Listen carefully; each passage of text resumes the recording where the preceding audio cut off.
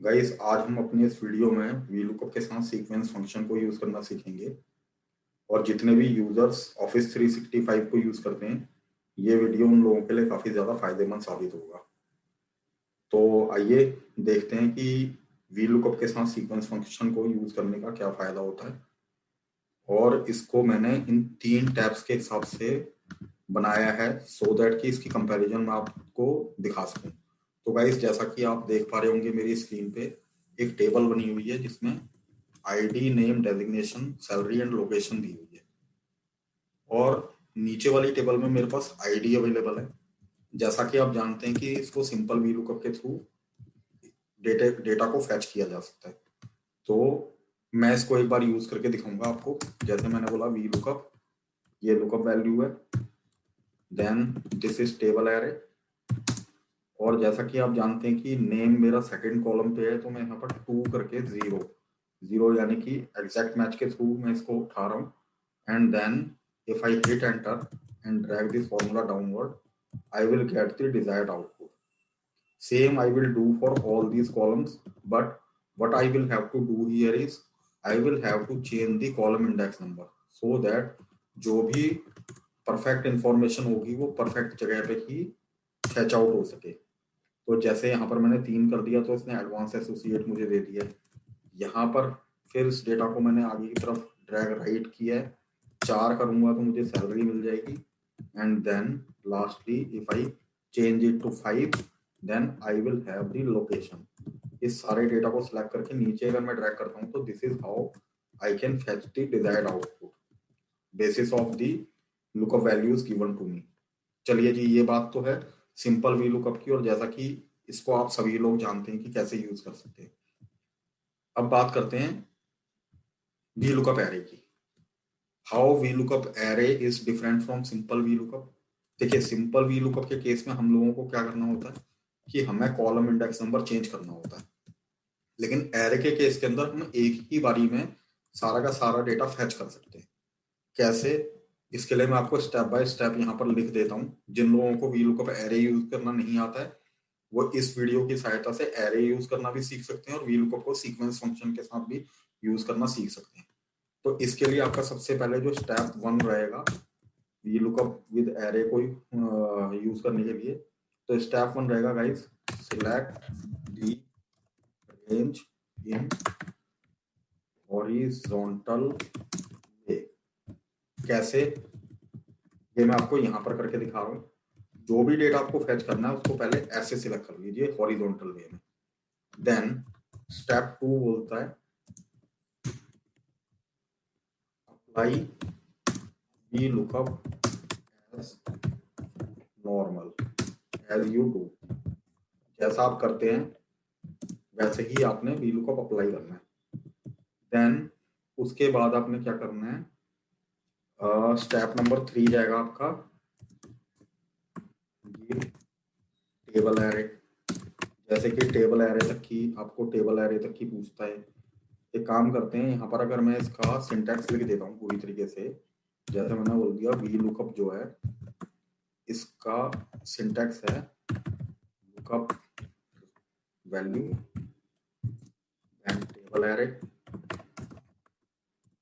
Then column index number and then ये बोलता है रेंज लुकअप। ये इसका सिंटैक्स है गाइस वी लुकअप का।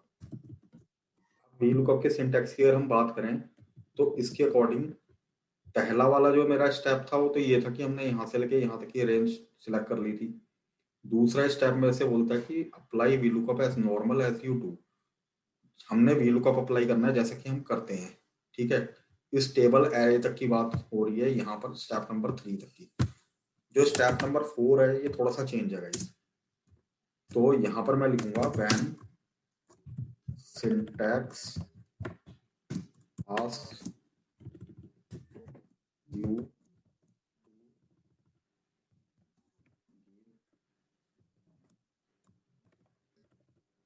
Column index number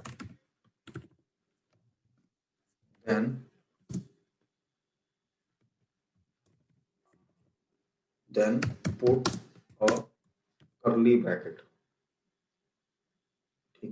okay, and then एक करली ब्रैकेट आपने लगाया और उसके बाद यहां मैं नीचे लिखूंगा कि पुट अ करली bracket and you can mention all your column index numbers in this curly bracket. Okay guys, and इसके बाद क्या है, step number 5, close curly bracket,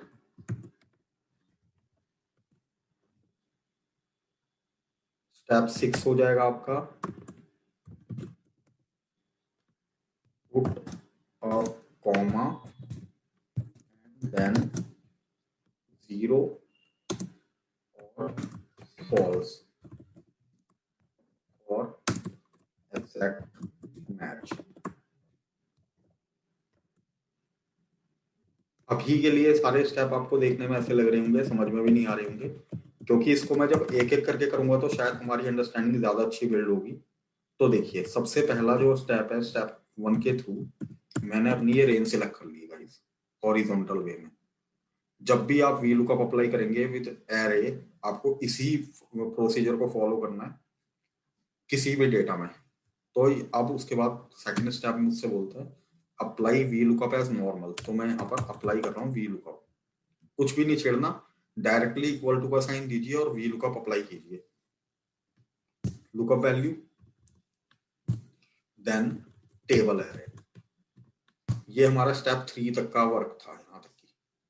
अब ये बोल रहा है when syntax asks you to give column index number. तो अगर हम इस सिंटैक्स की बात करें,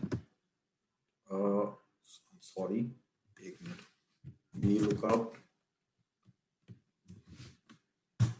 then table array, then step 3 कह रहा है टेबल एरे देने के बाद, मतलब हमने स्टेप 3 तक ही कर लिया। स्टेप 4 कह रहा है when syntax asks you to give column index number। तो अगर आप यहाँ पर इसको अगर मैं उठा के यहाँ रखूं तो देखिए कॉलम इंडेक्स नंबर की ही बात कर रहा है।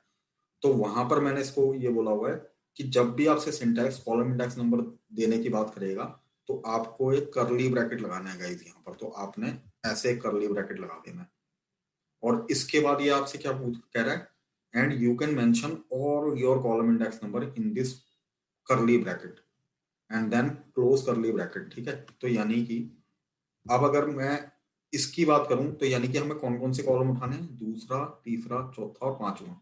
तो मैंने बोल दिया 2,3,4,5 करली ब्रैकेट क्लोज। ये यहां तक कि हमारा स्टेप 5 कंप्लीट हो चुका है। इसके बाद ये बोलता है पुट अ कॉमा।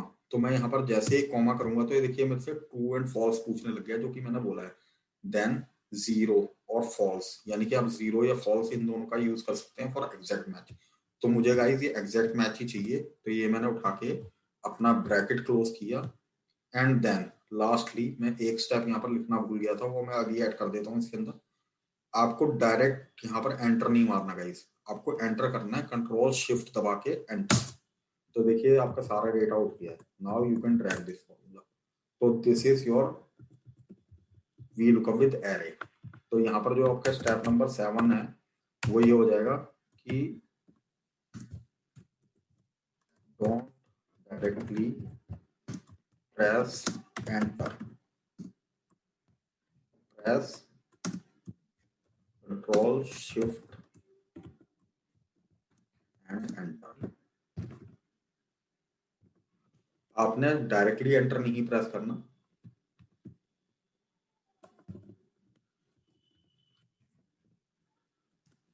आपको कंट्रोल शिफ्ट और एंटर के साथ प्रेस करना है, तो तब जाके आपका ये सारा डेटा उठेगा। और याद रखिएगा कहीं भी अगर आप वीलुकअप मतलब किसी भी एरे फंक्शन का यूज करते हैं तो एरे फंक्शन को जानने की सबसे पहली जो चीज है, आप यहाँ फॉर्मूला बार पे देखिएगा कि शुरुआत में भी करली ब्रैकेट होगा और एंड में भी करली ब्रैकेट होगा। इट मीन्स कि किसी ने वहां पर एरे का यूज किया है, तो this is array. And you know array का एक सबसे बड़ा फायदा ये है कि इसमें से आप एक अकेली वैल्यू को नहीं कहीं से उड़ा सकते हैं गाइस। इसके लिए आपको एक पूरी पूरी रेंज को ही उड़ाना पड़ेगा, तब जाके एरे हटता है। जैसा कि अगर लेट्स से मैं बोलता हूँ कि हिसार को मैं डिलीट करना चाहता हूँ, तो जैसे मैं डिलीट प्रेस करूंगा तो ये बोलता है कि you can not change part of an array. यानी कि अगर आपको ये सारा डेटा अगर उड़ाना है तो इस पूरे डेटा को आप सिलेक्ट कीजिए एंड देन प्रेस डिलीट, तभी ये उड़ेगा, अदरवाइज एक सिंगल वैल्यू नहीं उड़ेगी। लेकिन अगर सिंपल वी लुकअप की अगर बात करी जाए तो हम इसमें से किसी भी डेटा को उड़ा सकते हैं। तो एरे का तो गाइस एक ये वाला फायदा है। सिंपल वी लुकअप और एरे में डिफरेंस ये है, एरे के थ्रू आप एक बारी में सारा डेटा फैच कर सकते हैं, लेकिन how we lookup with sequence is different from all these two previous functions. इसको डिफाइन मतलब देखते हैं। तो देखिए टेबल मेरे पास गाइस सेम है, लेकिन यहाँ पर मेरे पास जो लाइक ये मुझे दिया हुआ है, इसी चीज को भी हमने व्हील को भी सीक्वेंस के साथ उठाना है। तो ध्यान दीजिएगा इसको मैं कैसे करूंगा। यहाँ पर मैंने सिंपली इसको बोला वी लुकअप, लुकअप वैल्यू ये, देन ये मुझसे बोलता है टेबल एरे। तो गाइस ध्यान दीजिएगा, टेबल एरे मैंने अपना सिलेक्ट कर लिया, ये मेरा टेबल एरे है। नाउ ये मुझसे बोलता है कॉलम इंडेक्स नंबर, जो कि मुझे नहीं देना। मैं यहाँ पर सीधा सीधा सिंपली एक फंक्शन यूज करूंगा विच इज सीक्वेंस। ये ऑफिस 365 में अवेलेबल है गाइस। और सीक्वेंस फंक्शन का जो सिंटैक्स होता है, ये आपसे पूछता है rows columns and then start and step start. इसके बारे में मैं बताऊंगा। तो जब ये आपसे रोज पूछता है तो रो के केस के अंदर आपने यहाँ पर सिंपली एक कॉमा दे देना गाइस। जैसे ही आप कॉमा देंगे तो ये उठ के यहाँ पर कॉलम पे आ जाएगा, कॉलम्स पे। तो यहाँ पर आप फंक्शन यूज कीजिए कॉलम्स ऐसे, और कॉलम्स में आपको वही रेंज देनी है जो कि आपको डेटा उठाना है। तो अगर मैं यहाँ से लेके मतलब B11 से E11 तक का डेटा सिलेक्ट कर लेता हूँ सारा, अपने कॉलम को बंद कर देता हूँ और कॉमा करता हूँ, तो ये मेरे से बोलता है स्टार्ट।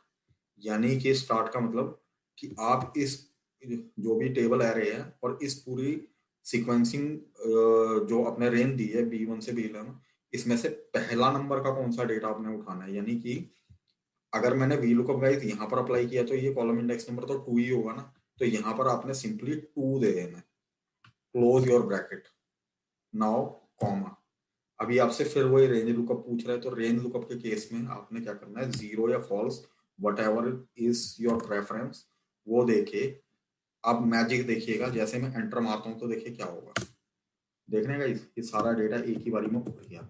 डेटा को आप ऐसे फैच कर लीजिए। तो अगर मैं बात करूं सीक्वेंसिंग की, तो ये सीक्वेंस का फॉर्मूला जो है ये वी लुकअप का इतना ज्यादा डायनेमिक है, इसको डायनेमिक एरेज के अंदर कंसीडर किया जाता है गाइस।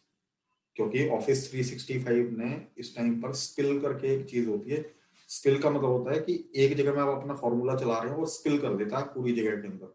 तो इस स्पिलिंग का ये जो लाइक नई फंक्शनैलिटी जो ऑफिस 365 ने इंट्रोड्यूस की है, this is a better thing. और ज्यादातर कॉर्पोरेट सेक्टर्स के अंदर आप ये जो डायनेमिक फंक्शंस हैं इन्हीं का यूज होने लग गया है। तो यही था इस आज के इस टॉपिक के अंदर। तो आप लोगों की सहूलियत के लिए इस वर्कबुक को गाइस मैं डाउनलोडेबल लिंक के अंदर भी रख दूंगा, जिसको कि आप डिस्क्रिप्शन में जाके डाउनलोड कर सकते हैं। इस फंक्शन को देखिए, यूज करना स्टार्ट कीजिएगा, बहुत ज्यादा डायनेमिक और अच्छा फंक्शन है। और start using this in your office. And I hope कि ये जो वीडियो है, ये वीडियो आप लोगों को काफी ज्यादा अच्छी लगी होगी। और अगर आपको लगता है कि आपने कोई एक नई चीज लर्न की है, तो प्लीज इस वीडियो को लाइक सब्सक्राइब एंड शेयर जरूर कर दीजिएगा गाइस। अभी के लिए मैं आप लोगों से विदा लेता हूँ। Thank you very much and bye bye and take care.